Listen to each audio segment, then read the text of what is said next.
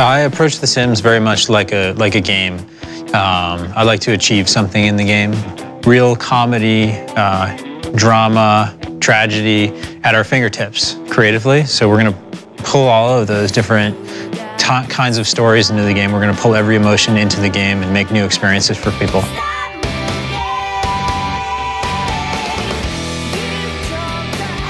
So we have really 4 different kinds of players, and we have people who like to tell stories in the game, we have people who like to build in the game, we have people who like to make bad things happen to people in the game, we call them deviants, and then we have people who really are excited about achieving something in the game, and that's me. I love to go into the game and try to, make my sim have the best possible life, try to maximize everything.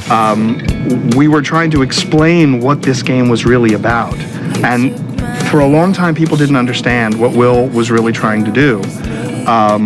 Will's original idea was that it was a game about architecture. Right. And he loved the idea of Maslow's hierarchy of needs, which is a description of how the more basic needs of a human being will have to be satisfied before the next needs could be satisfied. So at the very bottom you have, food and energy, and then above that you would have clothing and shelter. Then shelter, and then eventually up there you would get things like fun and love.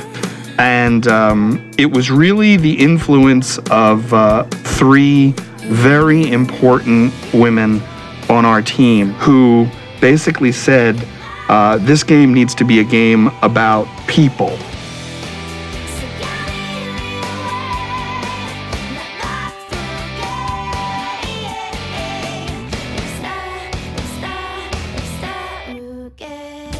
It's funny, very early on in the game, if you're familiar with the game, you know that there are 3 modes to the game, and the original names of those modes were people, architecture, and objects. They were nouns.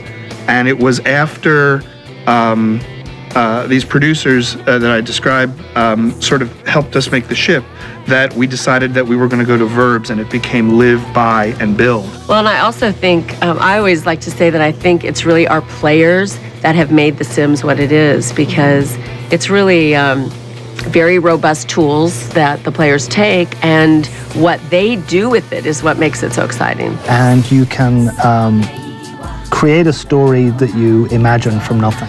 And another way that Sims players will play the game is they just make Sims and then they do the strangest imaginative things with them, like they're mean to them, they will put them in horrible situations to see how it acts, or funny situations. So they'll go up and slap somebody in the street and see what happens. So you can play it multiple ways, and players like to tell those different stories. They make memorable moments will happen that I could actually talk to somebody who has never played a video game before about, and they'll understand what I mean. I think in any other game, you can't really share a story from it with somebody who hasn't experienced the game. But in The Sims, you can say, hey, guess what happened to my Sims at work today? Guess what happened to my Sims on their date? And everybody's going to understand what that means. So that's how I play The Sims.